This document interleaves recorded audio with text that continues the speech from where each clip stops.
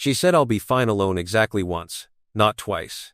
Not as a threat repeated for effect, once, quietly across a kitchen table, and her husband laughed so hard he had to set down his coffee. Malcolm Vaughn laughed at that sentence for 11 straight seconds. Simone counted them, the way she'd later learned to count everything that mattered. 2 years later, driving to a client dinner in downtown Chicago, Malcolm turned up the volume on a podcast his firm's managing partner had sent the whole team. A Forbes interview about a strategist quietly rebuilding some of the biggest brands in the Midwest. And somewhere around the 4-minute mark, his hands went still on the wheel. He knew that voice. He had fallen asleep next to that voice for 9 years.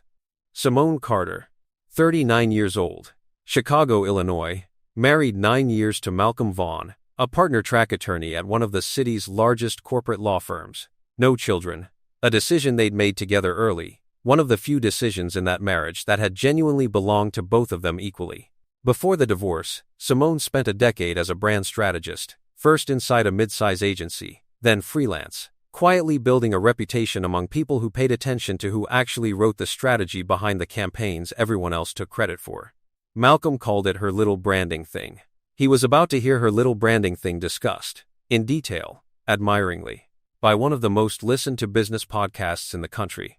Quick pause, because this one goes somewhere I don't think you'll expect.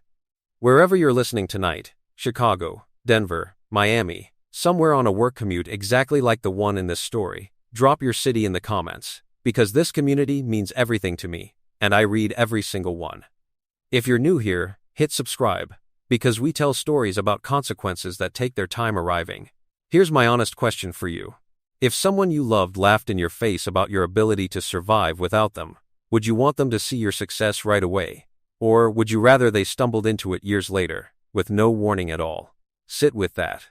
Because what happened in Malcolm's car that Tuesday afternoon is something his own law partners still bring up at firm happy hours. But first, you need 59 words, exactly, that ended a marriage, before either of them realized it was ending. Simone and Malcolm met at a University of Chicago alumni mixer in 2013. Two ambitious 20-somethings comparing notes on how exhausted they both were. He was in his second year at the firm, working the hours that turn young associates gray early. She was 2 years into agency life, already the person junior strategists quietly asked for feedback instead of their own managers. They fell into each other the way tired, driven people do, recognizing the same hunger, mistaking it for compatibility, which for a while, it genuinely was. The first 5 years were good. Real good, not performed for social media good. Malcolm made partner track. Simone left the agency to go independent, building Carter Strategy Group one careful client relationship at a time. They celebrated each other's wins with an ease that, looking back, Simone almost misses. The version of Malcolm who used to forward her articles about brand positioning with the subject line "This made me think of you." Obviously, he used to sit in on her practice pitches, ask sharp questions, tell her honestly when a concept was weak. She used to proofread his briefs at midnight, catching things his own paralegals missed. For a long stretch, they functioned like genuine collaborators, and Simone has spent a fair amount of time since the divorce trying to identify the exact moment that stopped. Because it wasn't a single decision, it was dozens of small ones, none of which felt significant at the time. The shift began, as it so often does, with money and proximity. Malcolm made partner at 34, and his income doubled almost overnight. Around the same time, Simone's freelance business hit a rough stretch. 2 large clients restructured within months of each other, and her revenue dipped for nearly a year while she rebuilt her pipeline. It was temporary. Every independent consultant goes through it. Anyone who's built a business from scratch knows the client cycle has troughs as well as peaks, and surviving the troughs is half the actual skill. But Malcolm started using a specific tone whenever her work came up at dinner parties. Not cruel, just faintly amused, the tone of a man describing a hobby rather than a career. Simone does branding, she's actually really talented. When the clients come through, he'd say. And something about when the clients come through managed to make 10 years of expertise sound like a coin flip. What made it difficult to name, for a long time, was that Malcolm never once suggested she quit, never told her to abandon the business. Never did anything a lawyer could point to as unsupportive. He simply, quietly, stopped believing her business was a real one. The kind that could be rebuilt, scaled, trusted with anything that mattered to him professionally. And because that belief lived mostly in tone and timing, rather than any single sentence, Simone spent years unable to fully articulate, even to herself, exactly what was eroding. The first real crack came at his firm's holiday party, when a senior partner asked what Simone did, and before she could answer, Malcolm said, "She's got her own little consultancy, very artsy, very her," and moved the conversation to his newest case. Artsy, as if strategic positioning for eight-figure companies were a hobby involving watercolors. The second crack came when Malcolm's own firm needed an outside brand consultant for a major rebrand tied to a merger, and one of the junior partners suggested Simone by name. She'd done excellent work for a mutual contact. Malcolm, in the meeting, laughed it off. "Let's keep this professional, guys. I don't need my wife auditing my firm's image." The job went to a much larger, much more expensive agency that delivered, by every internal account, a worse result. Simone found out about the whole exchange secondhand, from the junior partner, over drinks, months later, delivered as a compliment that landed like a wound.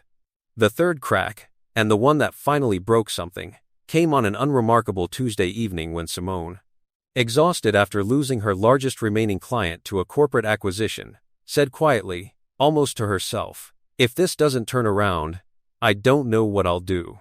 But I know I'll be fine alone, if it ever came to that." She hadn't meant it as a statement about their marriage. She'd meant it as a private assertion of her own resilience, said out loud to steady herself. Malcolm laughed, not a small chuckle, a real, disbelieving laugh. The kind that comes from somewhere genuine, which was almost worse than if he'd faked it. "Fine alone," he repeated, still laughing, reaching for his coffee. "Babe, come on. You'd have to start over from zero. You know that, right? Nobody builds what I've built starting from zero at 40. He said it kindly, he'd later insist. He said it the way you'd gently correct a child about something obviously untrue. And Simone sat across the table, watching her husband of 9 years, genuinely, comfortably certain that her professional life could be erased and rebuilt as easily as he apparently believed, and something in her went very quiet. She didn't leave that week, or that month. What she did instead was smaller, and, in hindsight, more dangerous to the marriage than any single dramatic exit could have been. She started paying attention, with the same clinical precision she brought to every client audit, to how often Malcolm's confidence in his own trajectory depended on quietly assuming hers didn't exist. She started keeping a private note on her phone, not out of vengeance, but out of the same instinct that made her good at her job, pattern recognition. Every time Malcolm introduced her at an event, she wrote down the exact phrase he used. "My wife does some marketing stuff. She's got a little agency, very cute. She freelances, keeps busy." Reading them back, months later, lined up one after another, was its own kind of discovery, not a single wound, but a pattern so consistent it could only have been unconscious. Which somehow made it worse, not better. He wasn't lying to hurt her. He genuinely, comfortably believed every one of those descriptions. 3 weeks later, cleaning out an old external hard drive, she found something that didn't break her heart so much as clarify it completely. A folder of shared photos from a firm retreat 18 months earlier, including several from a dinner she hadn't attended, because Malcolm told her spouses weren't invited that year. A colleague's wife was in nearly every photo. Simone stared at those images for a long time, not because she suspected an affair. There was no evidence of one, and to her credit she never claimed there was, but because she finally understood something structural. Malcolm had been quietly editing her out of his professional world for years. Not through any single betrayal, but through 100 small decisions about which room she belonged in. She thought about fine alone. She thought about his laugh. She thought about the note on her phone, now 11 entries long. And she made a decision that had nothing to do with anger and everything to do with clarity. If her husband genuinely believed she couldn't rebuild from zero, she would show him exactly what zero looked like when it belonged to her. She filed for divorce 4 months later. Not out of spite, the marriage had been quietly ending for over a year by then, and the fine alone conversation had simply been the moment she stopped negotiating with herself about it. Malcolm was stunned, then hurt, then, in a pattern that would define the next 2 years, quietly convinced that she'd regret it. "You built your whole adult life around us," he said, more than once. During the separation. "I'm not trying to be cruel, Simone. I'm just being realistic about what happens next for you." There was a version of that separation period where Simone nearly wavered. 3 weeks in, exhausted, alone in a sublet apartment, with half her furniture in storage, she genuinely questioned whether she'd overreacted to a marriage that had, on paper, so many good years in it. She called her mother one night, crying, asking if she'd been too harsh over just some comments. Her mother, who had spent 31 years married to a man with similar habits, said one sentence that stayed with Simone for the rest of the rebuild: "Baby, comments are how the real decision gets made." Years before anyone says the real decision out loud. Simone hung up the phone and didn't call Malcolm back that week. Or the next. She let him believe what he believed about her prospects. She let almost everyone believe it. For a while. Because Simone had learned something important from a decade of brand strategy. The most powerful rebuilds don't announce themselves in progress. They announce themselves finished. The 18 months after the divorce were the hardest and most focused of Simone's professional life. She kept Carter Strategy Group alive on a skeleton budget, working nights and weekends, rebuilding her client base from a much smaller apartment in a much less impressive part of the city than the condo she'd shared with Malcolm. She told almost no one the details. When people asked how she was doing, she said building, and left it there. There was a specific low point, around month 5, that she still thinks about. She'd lost a pitch to a much larger agency for a client she genuinely believed she understood better than anyone in the room, and she sat in her car afterward in a parking garage and let herself cry for exactly 10 minutes. She'd started timing things like that, a habit from the divorce, a way of allowing the feeling without letting it run the whole day. 10 minutes. Then she wiped her face, drove home, and rewrote her entire pitch deck template that same night. Because losing a pitch to a bigger name wasn't proof she was small, it was data, and data was something she knew what to do with. What she was actually building was something Malcolm never saw coming, because he'd never once asked what she was capable of when she wasn't managing his calendar and his dinner parties on top of her own work. She landed a mid-size retail client whose rebrand went from struggling to genuinely celebrated within a year. The kind of turnaround that gets written about in trade publications. That case study led to a much bigger client, a regional healthcare network, in the middle of a genuine identity crisis. And Simone's repositioning strategy for them didn't just work. It became a small industry talking point, the kind of case study strategists reference in conference panels. By the 18-month mark, Carter Strategy Group had grown from a struggling one-woman operation into a firm of 6, and Simone herself had become, without particularly trying to, one of the more quietly respected brand strategists in the Midwest, the kind of expert other consultants recommended when they didn't want the job themselves. She hired her first 2 employees within 4 months of each other, both women who'd been underestimated in similar ways at previous agencies, and she made it a point, in every hiring decision after that, to look specifically for the kind of talent that gets overlooked, because it doesn't come pre-packaged with the right pedigree. It became, without her ever announcing it as a mission statement, exactly that. There was a complication around the 1-year mark that nearly derailed everything. Simone's largest client at the time, the retail account that had first put Carter Strategy Group back on solid ground, abruptly terminated the contract after an internal executive shakeup. A new CMO wanted to bring in his own preferred agency, and there was nothing contractual Simone could do about it. The loss represented almost 40% of her firm's active revenue, and for about 3 weeks, the rebuild she'd been so carefully constructing felt like it might buckle entirely. She had 2 employees by then, both depending on payroll she suddenly couldn't fully guarantee past the next quarter. She remembers sitting in her apartment at midnight, running the numbers 3 different ways, none of them comfortable, and feeling, for the first time since the divorce, something close to the fear Malcolm had once predicted so confidently. She didn't panic sell her time at discounted rates, though the temptation was real. Instead, she called every strong client relationship she'd built and asked, directly, for referrals, not favors, referrals, the kind built on actual proof of work. Within 5 weeks, 2 of those referrals converted into contracts larger than the one she'd lost, including the introduction to the healthcare network that would eventually become her signature case study. The crisis, in hindsight, had forced a diversification she might not have pursued as urgently otherwise. It also cemented something in her that no amount of comfortable success afterward ever fully replaced. The specific, hard-won knowledge that she could survive a genuine setback, using nothing but her own network and her own judgment. That knowledge, more than any single client win, was the actual foundation everything after was built on. A business journalist reached out. Then, a mid-tier podcast. Then, 11 months after the divorce was finalized, a producer for a well-known Forbes-affiliated business podcast called, having heard about the healthcare rebrand from 3 separate industry contacts, and asked if Simone would come on to discuss it. There was a complication here. And Simone will tell you honestly, she almost said no.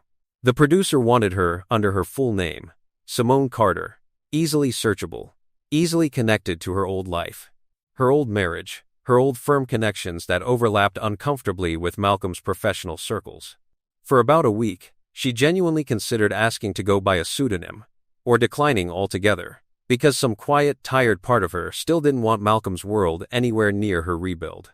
Her business partner, Denise, no relation to any attorney, just a brilliant strategist Simone had hired in year one, asked her plainly, "Are you hiding because it's smart, or because you're still letting him take up space in your decisions?" Simone sat with that question for 3 days. Then she called the producer back and said yes, under her own name, no conditions.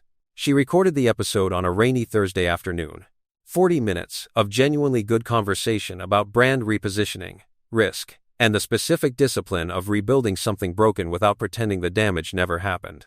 She didn't think about Malcolm once during the recording. That, more than anything that came after, told her how far she'd actually come.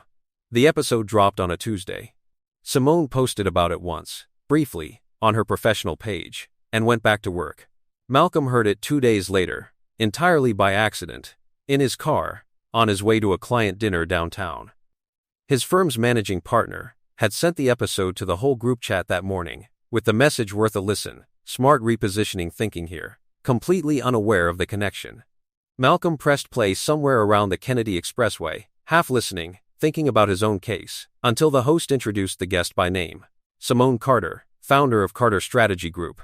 He told a colleague, weeks later, over drinks, the same way the story of the merger consultation had once traveled back to Simone secondhand, that his first reaction wasn't recognition. It was dismissal. Common name, he told himself. Chicago's full of strategists. Then she started talking, and 4 minutes in, there was no more room for dismissal, because he knew that voice better than he knew his own. The exact cadence she used when she was building an argument she believed in completely. The small pause, before she said something she knew was sharp. He didn't pull over immediately, which he'd later admit was its own kind of denial. He kept driving, listening to his ex-wife discuss, with total command and zero hesitation, a healthcare rebrand that 3 separate business publications had already called one of the smartest repositioning strategies of the year, built from an apartment he'd once implied she couldn't survive in. Using a business he'd once called very artsy, very her. The host asked about the early days of the rebuild, and Simone described, briefly and without any bitterness in her voice, coming out of a significant personal transition, with almost nothing left of the professional identity I thought I had, and realizing the identity had never actually been the problem. Malcolm's hands tightened on the wheel at a red light on Wacker Drive, and for a moment he simply sat there, not moving even after the light turned green, until the car behind him honked. At one point the host asked how she'd managed to rebuild so much, so quickly, after what she described only as a significant personal transition. Simone's answer, calm and unhurried, "I stopped waiting for permission to be taken seriously." That turned out to be the whole unlock. Malcolm exhaled something that wasn't quite a laugh, and wasn't quite anything else he had a name for, and he arrived at the restaurant 11 minutes late. Malcolm arrived at the client dinner 11 minutes late, distracted, and his managing partner asked, half joking, if everything was all right. "I know that woman," he said, before he could stop himself. "The strategist on the podcast. That's my ex-wife." The table went quiet. Then one of the senior partners, who had actually retained a Forbes featured repositioning consultant for a client 8 months earlier at considerable expense, said something that Malcolm would replay for weeks. "Wait. Simone Carter? We tried to hire her team for the Hendricks account. Couldn't get a slot for 4 months. She was completely booked out." The senior partner laughed, delighted, entirely unaware of the wound he'd just reopened at that exact table. "Small world. You should have mentioned the connection, might have moved us up the list." Malcolm said nothing at first. He picked up his water glass, set it back down, and finally managed, "We've been divorced about a year and a half." The senior partner, sensing something in the air but not quite placing it, moved the conversation along to the wine list, and Malcolm sat through the rest of dinner while 3 of his own colleagues discussed, with genuine professional admiration. A woman he had once laughed at across a kitchen table for suggesting she'd survive without him. He would tell a friend afterward that it was the longest 90 minutes of his professional life, and that he barely remembered a word of the actual client conversation he'd shown up for. He called her that weekend. Simone let it go to voicemail, then listened to it twice before deciding how she felt about it. His message was careful, almost formal. Congratulations on the podcast, on the firm, on everything. Honestly. Then, near the end, quieter. I heard what you said, about not waiting for permission. I think about that conversation at the kitchen table a lot, Simone. I was wrong. I don't know if it matters now, but I was wrong. She didn't call back that week. She sat with the voicemail the way she'd learned to sit with almost everything now, without rushing toward a feeling before she'd actually identified it. Part of her felt something close to vindication, and she let herself have that. Briefly, honestly. Because pretending she felt nothing would have been its own kind of dishonesty. But underneath the vindication was something quieter and, she realized eventually, more important, she genuinely didn't need the apology anymore. It would have mattered enormously 18 months earlier. Now it landed like a nice thing a distant acquaintance had said, true, appreciated, and almost entirely beside the point of her life. When she finally did call back, a month later, it wasn't for reconciliation. It was one clean, closing conversation. The kind she now specialized in professionally, without realizing it applied to her own life too. I appreciate you saying that, she told him. I don't need an apology to know what I built. I built it either way. But I'm glad you finally heard it. He asked, carefully, if there was any chance of coffee sometime, just to talk. She told him, kindly but without hesitation, that she didn't think that would be useful for either of them, and that she hoped he'd find whatever he was actually looking for, because she suspected it wasn't really her. He didn't argue. There wasn't much left to argue about. It's been just over 2 years now since that kitchen table conversation. Carter's strategy group has grown to 14 people, and a client roster Simone genuinely couldn't have imagined during the hardest months of the rebuild. She's spoken on 3 industry panels since the podcast episode, been quoted in 2 national business publications, and, this is the detail she finds most satisfying. Though she rarely says so out loud, she now, occasionally, gets referral inquiries from Malcolm's own firm, forwarded along by colleagues who have no idea about the history, and simply know her as one of the best strategists in the city. She and Malcolm are civil now, in the distant, careful way exes eventually become when enough time and enough growth sits between them. He's engaged to someone new, a woman Simone has never met and has no particular curiosity about. She wishes them both well, genuinely, which surprised her the first time she noticed it was true. Denise, her business partner, asked her recently, half joking, if she ever thinks about sending Malcolm a copy of the podcast transcript with certain lines highlighted. Simone laughed and said no, the podcast had never really been for him. It had been 40 minutes of her own thinking, recorded because a producer asked, listened to by 100,000 strangers, who would never know or care about a kitchen table conversation 2 years earlier.